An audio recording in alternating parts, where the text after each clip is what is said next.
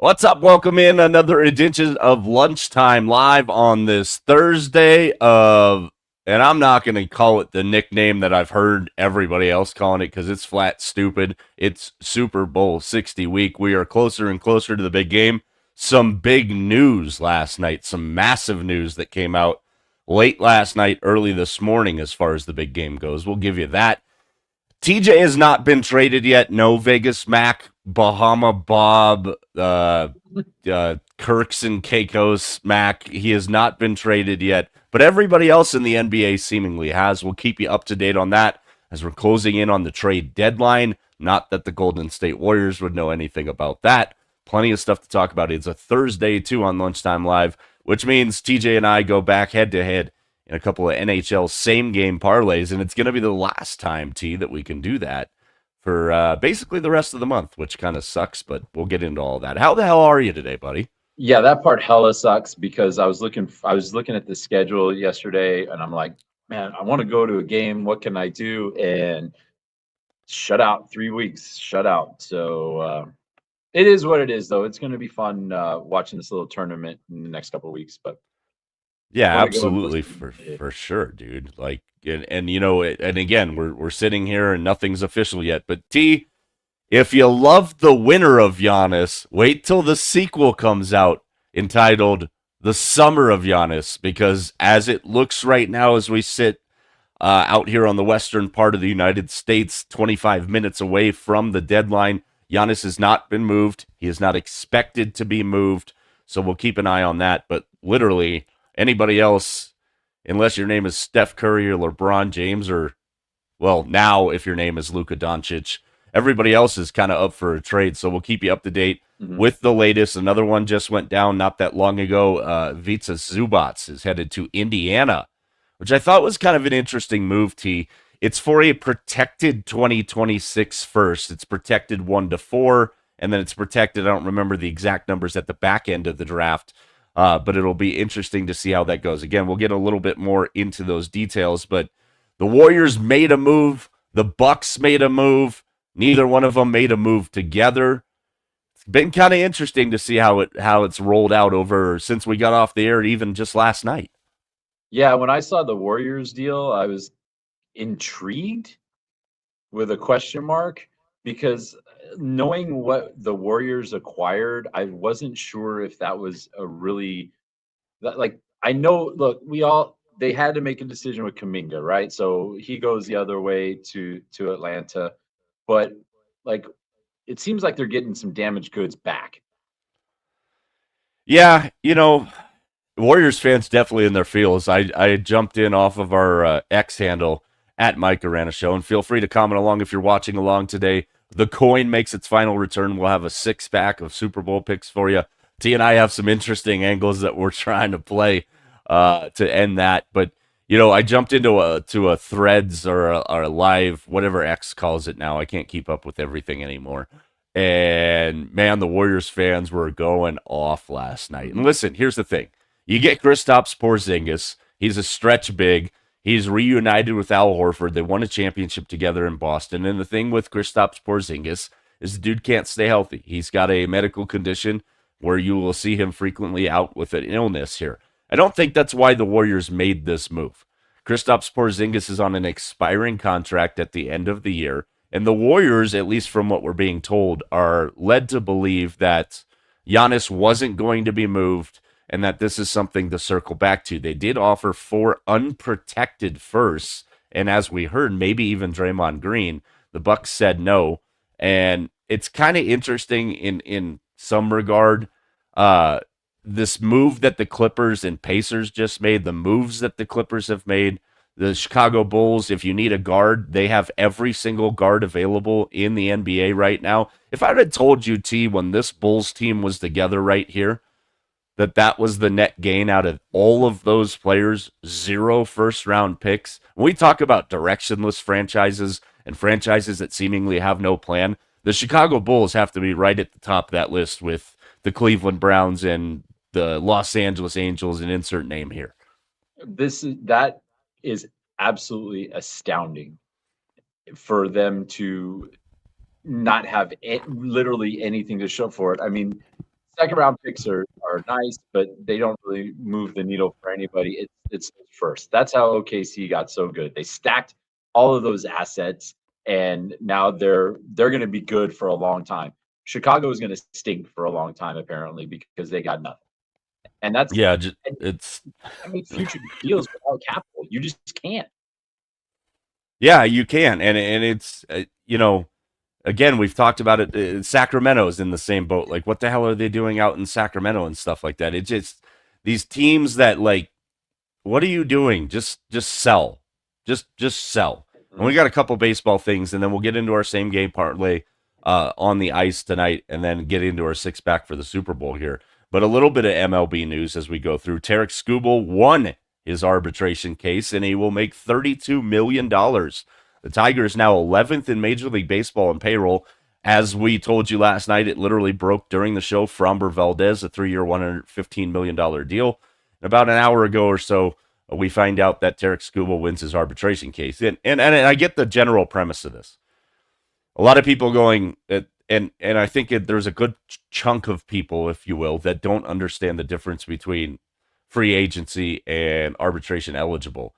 Why the Tigers are making this move, I hope, is to set up a long-term plan to keep Tarek Skubal in Detroit, because you would be an absolute damn fool to let that guy walk off of your baseball team. But will the Tigers come to the table and pay the price when it gets there, or are they trying to win one before they have to pay the price on Tarek Skubal? I think is kind of the interesting thing. Yeah, it almost seems like this is if they're going to pay him $32 million, and we know that on the horizon there may be a work stoppage, this may be the Tigers saying, you know what, we'll pay it because we don't want to negotiate a long-term deal right now, but we'll pay this knowing that that our plan may be to unload him later, or maybe they hold on to him and try to negotiate something in the middle of the season. But I think the work stoppage is going to, or the potential for work stoppage, played a role here in them going to arbitration. There's no reason why Skubal should not be paid. The dude has earned it. And I think I saw somebody online saying, oh, you're going to pay Framber Valdez 38 schmil, but the back-to-back Cy Young Award, you're going to go and tell him with a straight face that he's only worth 19? Like, give me a break. I watched Framber Valdez against the Dodgers last year, and he was god-awful. I don't think he made it out of the third inning. So good luck with that. But, I expect Valdez. I expect that was just an anomaly. But these two guys could take Detroit a long way. Yeah, they absolutely could. And I guess the easy way to explain this to the people that kind of don't understand the arbitration thing is we're essentially seeing the Tigers here. They tried to get Skubal on the cheap through the arbitration process, just like you would franchise tagging a guy in the NFL. It didn't work out. It's going to cost them $13 million more. But at the end of the year, if the Tigers are back in the World Series, I don't think anybody in Detroit gives a damn, especially with how hot the Pistons are. The Red Wings look like they're a playoff team. We know the Lions have been knocking on the door. They had a bad year this year. It's popping in the D, if you will. And I really honestly think the Tigers right now probably, I think if we had to make those picks, and obviously as we get a little closer to pitchers and catchers, we're right around the corner here, and we get closer to making our predictions and doing our spring training tours and all that stuff. I think if you look at the American League right now, you'd have to go Toronto, Seattle, Detroit. I think you got to probably take a serious look at Baltimore, but they are in the same division. But I think if you go division by division there, you're looking at Toronto, you're looking at Detroit, and you're looking at Seattle in the American League as your front runners to be your top three teams. 100% agree. 6 teams from Alden Gonzalez. This came out on the 2nd. One of the things we wanted to talk about. And again, we'll go to my boy Bobby Manfred here on this one. It would be fantastic if we could start a year without going, where the hell and how the hell do I watch my team play this year? 6 teams, the Brewers, Marlins, Royals, Cardinals, Reds, and Rays have decided they will partner with MLB, leaving their regional sports network, Main Street Sports. This is as of Monday, shedding their local media contracts. The local media contracts still in Major League Baseball. an absolute disaster. And, you know, again, I understand it is a big mess. I understand some of these sports networks like Bally and the FanDuel network and all that have been just as equal parts in this. But the fact that Manfred just keeps watching this happen year in and year out, like, dude, the best thing you can do right now, well, all of us are assuming that this is going to be the last baseball season that we're guaranteed of until we hear that we're guaranteed of more. How about we start a year, Rob, without how do I watch my team as the question in spring training?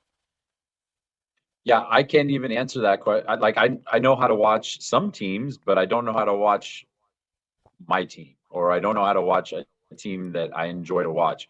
Like, call me crazy, but I loved watching Colorado last year because you were just waiting for the next disaster to happen.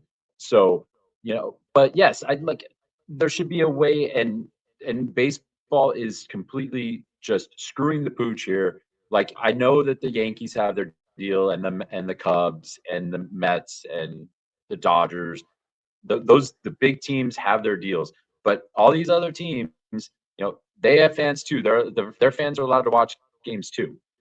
So what are you going to do about that? Yeah, and it's just it's so damn maddening, dude. And we've talked about it a few times, like where I live in the valley compared to where the Diamondbacks Stadium is. You know, it took me less time in the air to get up here to the McKenzie compound than it does to get to a Diamondbacks game. But I can't watch the Diamondbacks. Like, what are we doing?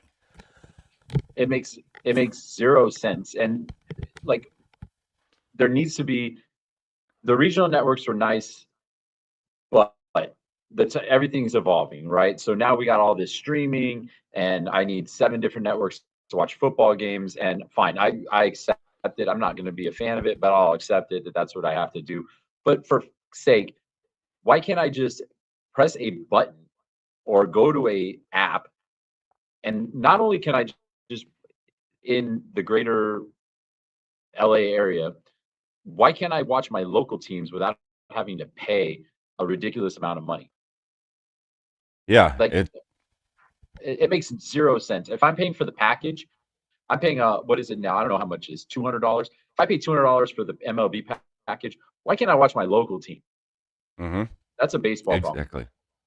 Yeah, it's absolutely a baseball problem. Some more news coming in on the NBA deadline. I'll try and update those before we get up on out of here. The Chicago Bulls actually expanded a trade that, or were added to expand a trade between the Bucks and the Suns. So the Chicago Bulls actually do have somebody on their team that is considered a big man now as they make another move there. We'll get into that in a second. Tonight's our last night on the ice until February 25th with the Olympic break tee. And last night we talked about some teams that were, um, on the outside looking in, on the inside that we thought would look out.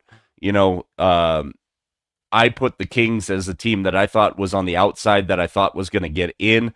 Another team that I'm really looking at right now that I think I don't think people are paying enough attention to, and it's a team we've talked about a lot, and you might want to pay attention to them. But it's a team that I wonder how they're going to come out of this break.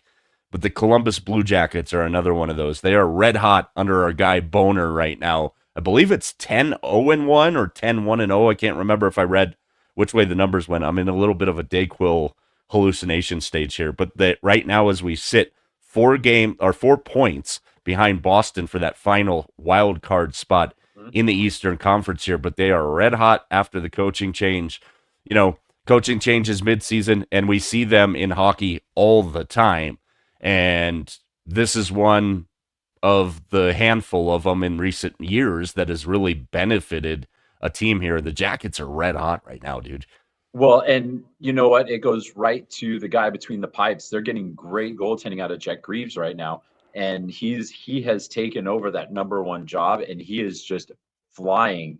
Um, this team is this team is very similar to Anaheim, where they have a lot of young players. Like they have a good young core, Fantilli and Johnson, and they have some veterans like Monahan. So it's a team that you're just waiting for them and waiting for them to make a step.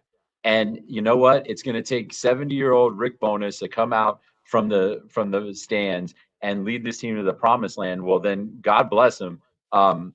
They have all the momentum in the world right now. And like you said, the break is going to come at a good time for some teams who need to get healthy, but it's going to come at a time for some teams that just need to keep playing. And the Columbus Blue Jackets are definitely the latter. Yeah, absolutely. And again, last night on the ice until February 25th because of the Olympic break. Some Olympic hockey has gotten underway today on the women's side of things, and plenty of stuff to look at there. So, with one last night before the break to make a little money, have a little action here. It's the same game parlay Thursday. I'm going to let you start here, T. What do you got tonight in our same game parlay? Where are you rolling? I am going to Buffalo for the Penguins and the Sabres, another team that is playing very well. And as well as Jet Greaves is playing right now, the hottest goaltender in the league is Alex Lyon of the Buffalo Sabres, who is, I believe, 10-1 in his last 11 starts. He has been outstanding. And what a lot of people forget is Alex Lyon, the year before the Panthers started their little run, Alex Lyon was the guy that got the team into the playoffs, and he was playing. I think he played 4 games before Bobrovsky took over. So this guy has the street cred.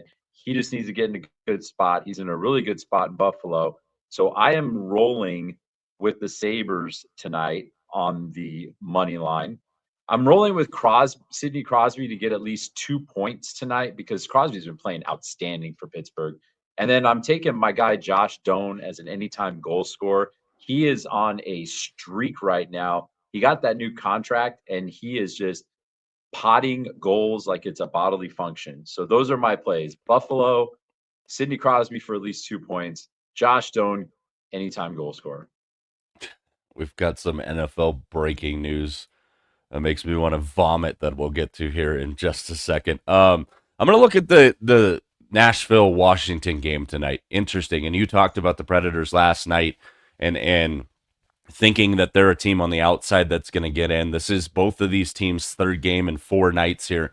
And the Caps are probably, we've talked about the teams that are going to be negatively affected or that we think could be negatively affected by the Winter Olympics break. The Caps are on the opposite side. They're going, just get me to this damn break because we're leaking oil everywhere. They're down to their third string goalie. Nashville's hot offensively. Defensively, Nashville's been absolutely terrible here. But I've got a third string netminder in between the pipes tonight for Washington, Clay Stevenson. So you've got a team that can score like hell against a third stringer in that, and then you've got a team on the same team that can't play defense against the Caps. So I definitely love the over in this game tonight. I'm also going to play Nashville on the money line, and then my guy Flip Forsberg for a point. So that's I actually was able to get that boosted to 420, bruh, on one of the sites here. So Smashville on the money line, over 6.5, and Forsberg for a point, 420 there. I believe yours is 295, if I remember correctly.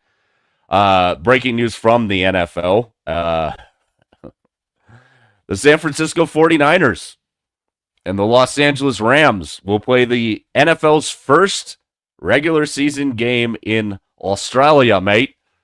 That is a 49er home game. We have expanded, because we love these expanded games into the international waters, and as much as we hate it, they're just going to keep getting more and more. We know the Players Union is fighting back on the 18th game theory, and I wonder if part of it has to do with the league basically telling us before it actually is official that every team's going to end up playing an international game, at least one international game every year. But that just came across at the Niners and Rams, so the Niners will lose a home game next year to play their division rivals in Australia, mate. What do you think? So let me make sure I got this straight. So the NFL expands their season from 16 to 17 games. So in theory, you go 9 home games, then 8 home games, then 9 home games. But the teams that get the 9th home game have to travel 8,000 miles to play their home game. Why does the NFL hate football and their fans? Why? I'm waiting for You Got Roz to check in on this one And if because you're a that's season like his, if you're a season ticket holder, I guarantee you that your how many home games did the Niners play this year? They played 8. I believe so, yeah. Okay, I guarantee you that so that would have paid 9 2 years ago. I guarantee you that the price for when it was 9 a couple of years ago is still the price for 8 this year. I guarantee you. Yeah, absolutely. And it's just like whatever. Heated rivalry. And you take the Niners home game of all the home games. You don't take the Rams home game where you could save the Rams some embarrassment with their stadium being taken over. But Niners and Rams from down under. I wonder if you throw a pass in Australia in an NFL game, like, I mean, there's so many different ways my mind's going again because that just came in here now. Like, Brock Purdy back to pass, throws a quick slant, and it's a 6-yard loss. Like, because he threw it past the line and it came backwards. Like, what are we doing here with this? Like, London was fine, but now we're doing Australia and Brazil. And I mean, who knows? When's the next game in the NFL or the first game in the NFL going to be played in freaking Antarctica? Oh, don't give him ideas, bro. Don't give him ideas. You know what's coming after that. Then it's going to be Japan. Then it's going to and they're going to go into that area. I thought you were going to go with Brock Purdy throws a pass and it comes back to himself, and then he runs with it like a boomerang. Kyle Shanahan is pretty innovative. He could probably fill that out. I don't know if the game is officially sponsored by Vegemite or not. We'll find out for you here. Oof, That's some rough stuff, dude. That is some rough stuff. All right, let's get into some Super Bowl news. The news that we were referring to off the top. I know you don't like it because he's a guy you talked about last night. I know I don't like it because he's a guy I've been talking about all year. And I'll be honest with you, T. I kind of I'm not second guessing my position on the game. And again, I'll make my official Super Bowl pick tomorrow. TJ will have his on the final edition of After Dark, which will be the video you see before the Super Bowl, right about middle of the day on Sunday here. But Nick Eamon turns his ankle in practice last night, and some videos kind of surfaced late last night, early this morning of him getting out of a vehicle, walking back into the team hotel. He's definitely walking a little bit gingerly here. And do I think that completely levels the playing field? No, I think the balance of Seattle is so elite in what they can do in the run game, in the pass game, what they can do defensively. But I think where you'll see an impact on what Nick Eamon where this could pop up is in the run game because of the way the Seahawks kind of stack up their defense. And again, for the people that haven't really watched the Seahawks intently this year, you haven't seen it. But Nick Eamon is so key to their run defense because he can get to you at all different levels. They move him around a lot. I've referred to him a couple of times on a more mainstream level too. He's like the Seahawks version of Budda Baker. He can do a lot of everything there. So that's something to keep an eye on. I do have a bet on Nick Eamon to have a defensive touchdown. I know you picked him as your long shot to be defensive MVP. So I don't love the news tonight, but and it does. It has me kind of second guessing my position a little bit, but not enough to sway me. But I think if you're one of those people that likes Ramondre Stevenson or Travion Henderson type props here, if Eamon can't go, that's going to be one of those two of those guys that and Drake May's rushing props. Those are three of the ones that might look a little more valuable to you without a key cog in that Seattle run defense. Oh, that's for sure. And I mean, I'm concerned, but I'm sure what they're going to do is they're just going to be like, just walk through.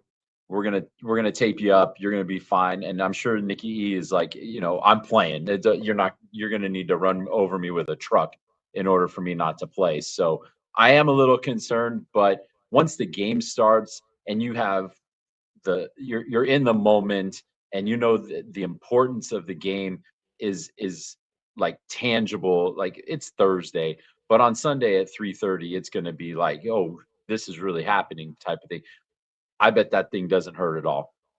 Yeah, I mean, just just the adrenaline of the moment Yep. by itself. All right, it's time for our Super Bowl six pack. So if you're new to the show, welcome. Feel free to comment along if you're watching along.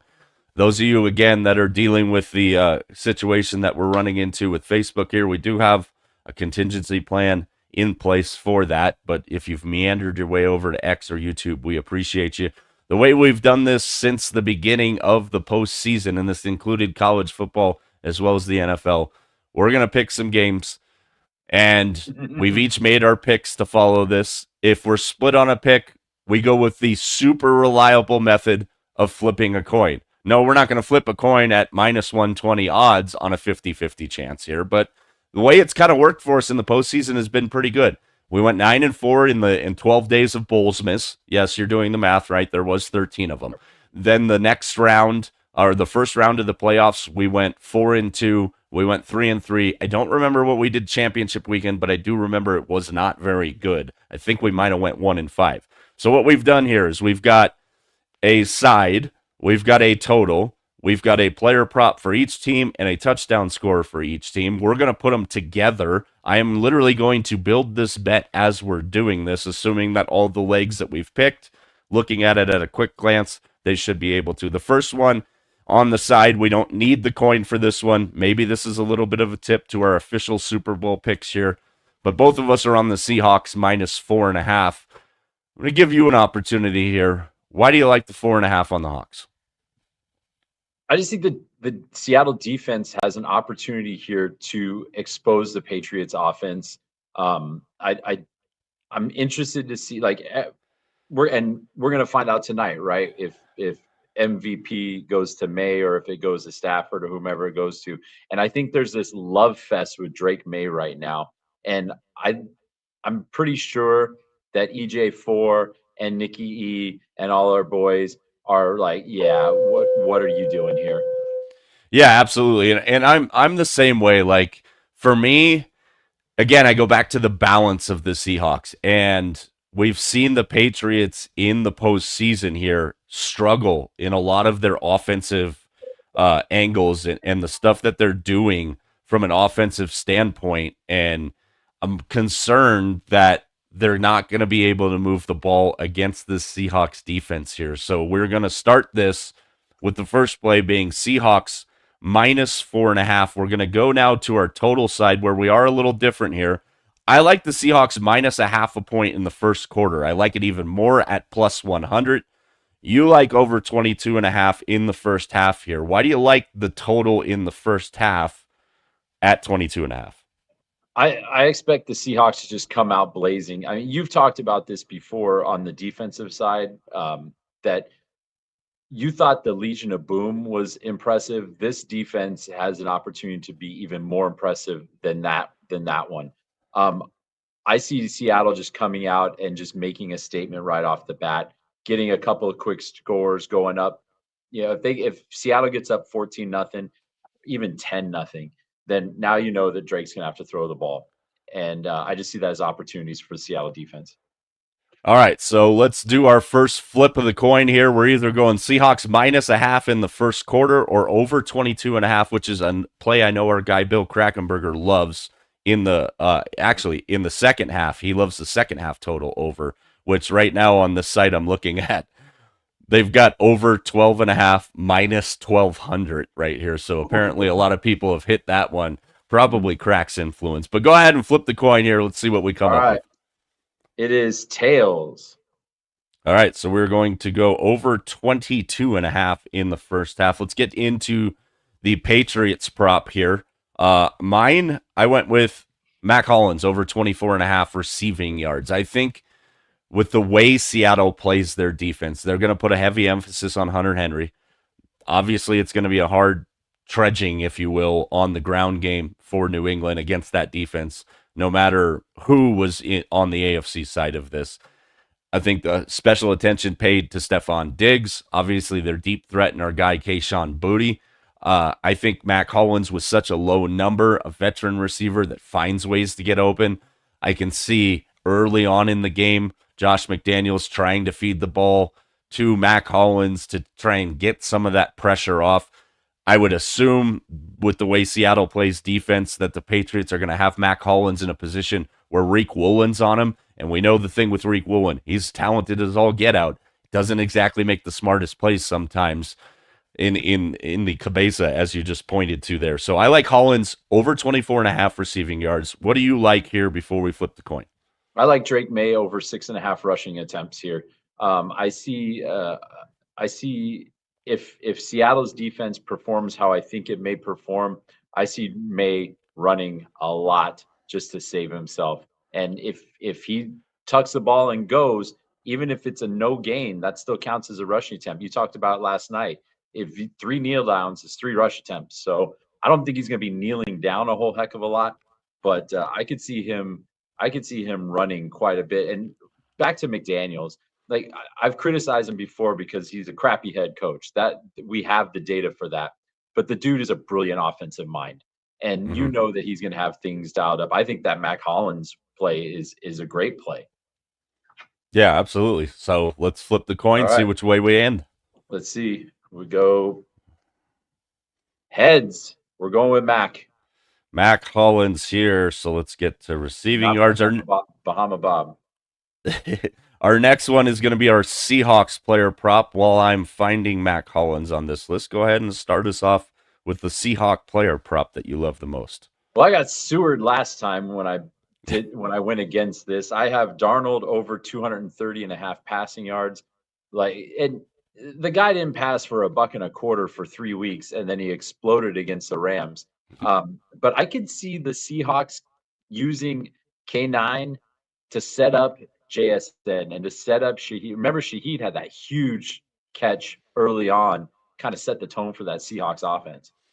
Yeah, and it's kind of interesting that you bring up Darnold because our two favorite props kind of go alongside each other. And the guy you just mentioned, our guy K9, Kenneth Walker, I like him for over 11.5 yards for his longest reception. The dude, when he gets out in space, is about as electric as they come right now, and we've seen it several times from him this year.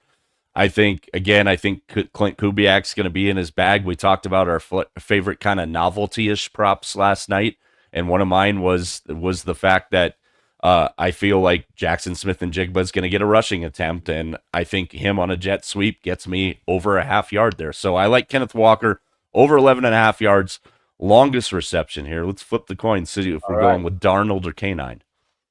I got tails. Looks like we're going with Darnold. So we're going with Sam Darnold, and on this particular site that I am currently on, the number that we have, 229.5. So a little bit of a bonus there for us. Even better. All right. Touchdown scorers, Patriots side of the table. I don't know about you, and because when I was looking at Patriot touchdown scorers, and I'm not trying to say that I don't think the Patriots are going to have a chance in this game. I think there's a lot of people that really think the Patriots are just going to get their asses kicked in this game. And I don't know if I necessarily agree with that. I do think Seattle is clearly the better team, but I'm not going to bet against Mike Vrabel anything in a Super Bowl here. So I had a hard time with mine. I decided to kind of put mine together with my favorite prop from the Patriots. And I'm going with Mac Hollins for a touchdown at 4-1 plus 400 on the site that we're on here. Who do you like from the Pats to score a touchdown? I like Hunter Henry. I think he's been pretty reliable for the season. That seems to be one of Drake's favorite targets, and I could see them getting in close, spreading 4 wide, and then hitting Henry in the end zone on like something under 10 yards. We're going to talk about a couple of my what the hell was I thinking? Clearly, I'm trying to have fun bets here before we get out of here. I sent one to T this morning. I teased him and didn't tell him what the second one was here. So, all right, we're either going Hollins or Henry for a touchdown for the Patriots. Henry. All right, so Hunter Henry is the guy there. Seahawk touchdown scorers. And, man, do we have some interesting ones here. You get us started with your Seahawks' favorite touchdown scorer. Well, I think I was inspired by Bahama Bob here, but I went with the Seahawks defense and special teams. The special teams has been absolutely electric in the playoffs, but I really think that this defense is going to. I just have a feeling this defense is going to make some big plays in this game. So I took the defense and special teams at plus 400. I would love if that's what we go with here, and Nicky Manwari does play, and he is the guy that gets the touchdown because it's a double bonus.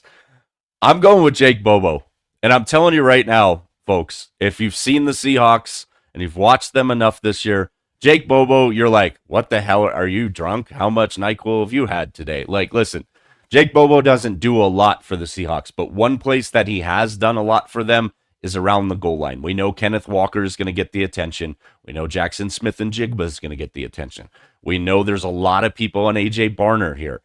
I will tell you right now, Jake Bobo's longest reception, over a half yard. Jake Bobo's reception total, over a half a reception. Jake Bobo, like, I tried to combo all the Jake Bobo over a half, and they were like, bro, we're not that stupid. We build gold buildings for a reason.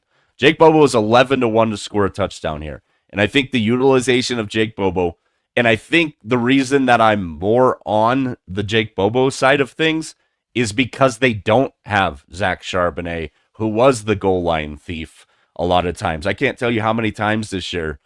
And then I finally warmed up to it and started betting Zach Charbonnet. And then I started getting greedy on betting Zach Charbonnet for more than one touchdown. Jake Bobo is kind of like their goal line replacement here.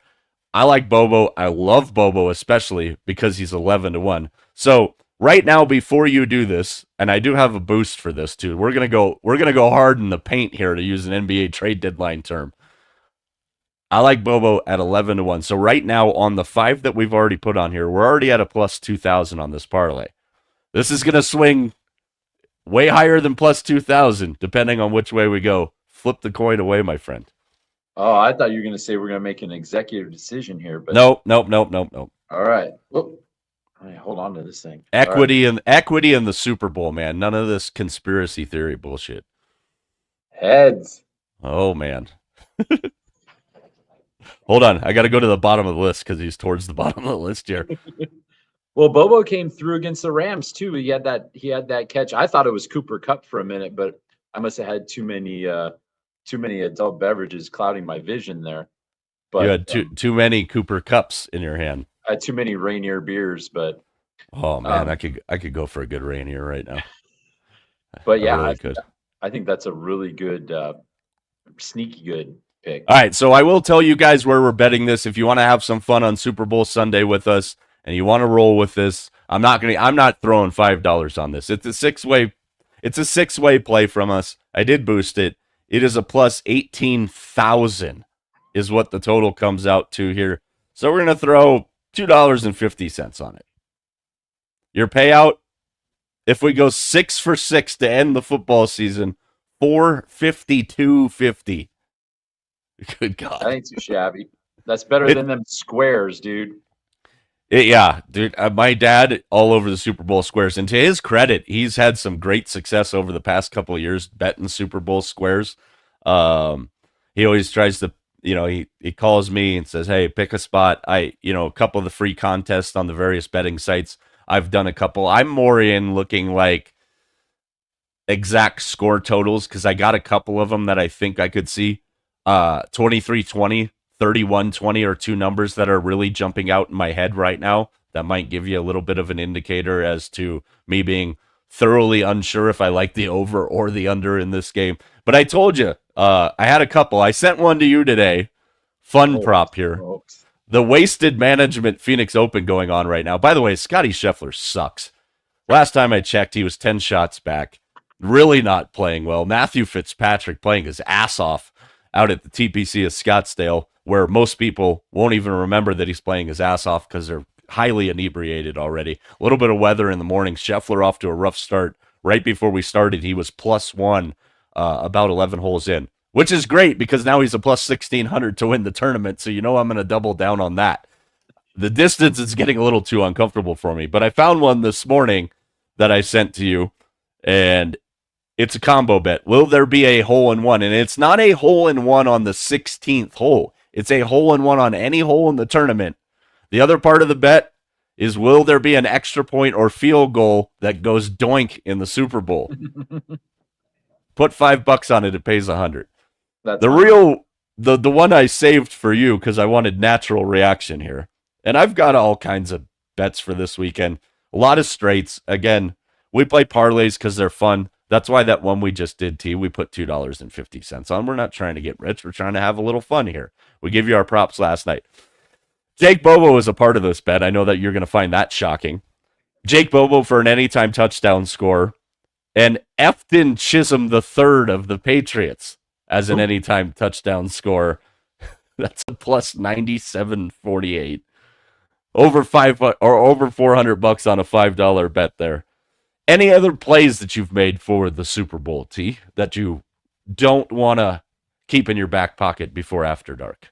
Which has been wildly successful this year. So hats off to you. Maybe I need to send you on a cruise to Kirk's and Bacos. Kirk's in the Dominican Republic or something like that. I jumped on the spread when it first came out because I thought that 4.5 was a really good number. And you make a good point about people saying, they think that New England's going to get their butts kicked and whatever. Look, New England's a good football team. Let's not throw any shade at them. The Seattle Seahawks, I think, I agree with you, are the better team all around. And I'm really concerned with the experience factor here. We know what Mike Vrabel does. We know what he means to the Patriots as an organization. But a lot of these players, this is their first kick at the can here. They haven't had. This is the only year that they've had any playoff success or any success, period. So that's playing into my decision here. And 4.5, which sounds like a big number, man, if this ends 27-20, you get a close game and you cover the number. Yeah, and again, like I can see this game being a 23-20 game. I can also see it being a 31-20 game and one of the teams behind the 8 ball. And again, I'll make my official Super Bowl pick on Lunchtime Live tomorrow. TJ on After Dark on Sunday here. And it's weird because as a bettor, if all the public is one way, it doesn't usually work that way. I saw some video on TikTok this morning like, here's what Vegas is doing. They're looping you along. Like, get your conspiracy hats and shove them up your ass. I'm so tired of these conspiracy dorks all the way through on everything here. But I think that's the thing is it comes down to the balance with me. And we've talked about Drake May against good teams and Drake May against bad teams here. And the Patriots offense really hasn't looked great. On the flip side of that, the Seahawks defense gets all the attention here, but I don't think enough attention is being paid to how good the Patriots defense is as well here. So the Patriots defense is going to keep them in the game. Yes. But it's a hell of a lot of pressure. And I heard a discussion on ESPN yesterday, T, and talking about, what do we think of Drake May if he doesn't win the Super Bowl? And Dan Orlovsky, who I think is about as good as it gets in the business right now, he's like, we've done this all the time. We're doing it with Lamar Jackson and Josh Allen right now. They got, and in those two guys' cases, they got close, but they've never gotten all the way through. Drake May now in his second season here, he's in the bowl, as the McKenzie kids are all calling it. They're all excited for Sunday. They keep referring to it as the bowl. But love it. Why are we doing this already? He's in his second year. Nothing you've seen out of Drake May should indicate to you that he's not going to be a great quarterback for a long time. A lot of guys don't get back to a Super Bowl. Dan Marino, why do we have this just rush to what happens if why don't we let the game be played and see how Drake May plays in the damn Super Bowl before we start talking about his, the legacy conversation? It just makes me want to freaking rip my beard off every time we do this. Well, I'll tell you exactly why it is with this particular team. It's the famous guy who preceded him 5 years before. Everybody's looking for the next Brady for the Patriots. Everybody's going to look in 10 years. We're all going to be when Mahomes is gone and they open up that new stadium in Kansas, which is the dumbest thing I've ever heard, but that's another story for another day. They're going to be looking for the next Mahomes. So that's why people are looking for greatness here, and they want Drake May to be great in Boston. And look, I agree with you. If he sucks this year, it's a learning opportunity. You come back, and the next season, you file that in your memory, and you do what you can to avoid that from happening again. Yeah, and there's nothing that indicates to me in what I've seen. And again, I've been very critical of the Patriots this year. I don't buy into the people going, well, they didn't play anybody. You don't get to the Super Bowl because you played a soft schedule, man. Nope. You got to win playoff games. They did it. They're here. They deserve to be here. They were clearly the best team in the AFC for most of the year. I know Denver had the top seed, but again, we talked about it. If New England doesn't lose week 1 to the Raiders, that AFC title game was in New England. So, it's such a moot point here. I do think the Patriots have a good shot in this game. I think they're going to have to play close to a perfect game where Seattle maybe has a little bit more room for error there. But the Patriots defense is going to keep them in this game. So, let's just pump the damn brakes on, well, what happens to Drake May if he loses the Super Bowl? He's a second-year quarterback that got to the damn Super Bowl. That's what happens to him. Yeah, I'll tell you exactly what happens. He's sad. He does the interviews. He gets on the charter, and he goes back home, cleans out his locker, and then he goes to wherever he goes off season, and we'll see him again in May. That's what's going to happen. Wow, we'll see him again in May. So just, yeah, I agree, dude. Just stop. Let him play his game. Let him play his game and see what happens. We got about 2 or 3 minutes left here, so we'll update you on what's going on. The New York Knicks have acquired Jose Alvarado from the New Orleans Pelicans in exchange for Dallin Terry, 2 second-round picks and cash. All of these are per Shams Charania. I'm not going to sit there and say it every time. This news comes off the news of Miles McBride undergoing core muscle surgery. Sources confirmed to ESPN's Vincent Goodwill here. Draymond Green remains in Golden State. Ja Morant remains in Memphis. Giannis Antetokounmpo, pencils down, remains in Milwaukee for now. Brian Windhorst brought up an interesting point this morning, T, and this is I think a good spot for where we'll finish. Again, lunchtime live tomorrow. I'll kind of recap my thoughts on the trade deadline in a kind of winners and losers fashion here, but Windhorst thinks that there's a good chance that Milwaukee probably tries to shut down Giannis for the rest of the year. And I think there are some teams that have a little bit of concern with the history of calf issues, because calf issues have been such a big thing in sports, leading to Achilles issues and whatnot here. Would you be shocked if Milwaukee ends up dropping Giannis to inactive for the rest of the year? I mean, I wouldn't be surprised if I was a season ticket holder. I'd be pissed. But if this team is 3 out of the play-in. You saw the Hornets get better. The Bull, I'll get back to you on that. But you saw some of the teams in front of them get better. The Bucks are what they are, and so no, it wouldn't surprise me at all. I think it would be a shame. I don't think that's the right way to do business from a fan standpoint. But if they think that they can maximize their return for a superstar, then they're going to do it. Yeah, and that's exactly it. And I mean, he doesn't owe you anything. And we've talked about this too in Milwaukee. I mean, you drafted the guy, you developed him, he's been a pillar in the community. He won you a title. Milwaukee's got this false assumption that they're going to maybe try and make a run at building a better team around him here in the offseason. Cut bait, man. If you can't see and read between the tea leaves that Giannis doesn't want to be in Milwaukee anymore, I don't know what else you need to see. Does he want to be in New York? Does he want to be in Golden State? Does Miami make a run at both Ja Morant and Giannis Antetokounmpo? Does Cleveland really go, screw it, we're going after LeBron, we're going after Giannis to pair him with Harden and Mitchell, and then 9 guys that we pull out of the Cleveland swap meet to fill out the rest of the roster, because that's all we're going to be able to afford. It's going to be interesting to see. Plenty of stuff, fun stuff on the ice tonight, our last night of NHL hockey for a long time. Any final words out of you today, my friend? No, I'm just looking forward to the weekend, man. Looking forward to the weekend. TJ will have some hockey thoughts tonight on our social channels as well as after dark this weekend. Plenty of stuff. Follow us everywhere at Mike Arana Show. For TJ, for Bahama Bob, wherever the hell he is right now, I believe he's in the Dominican Republic. I'm Mike. You know the drill. Lunchtime live tomorrow. It'll be a short one, but we'll get into the nuts and bolts of what we need to. And then next Wednesday, we'll have the whole crew back together. Plenty of stuff to talk about, including on the ice. For everybody behind the scenes, you know the drill. We're out.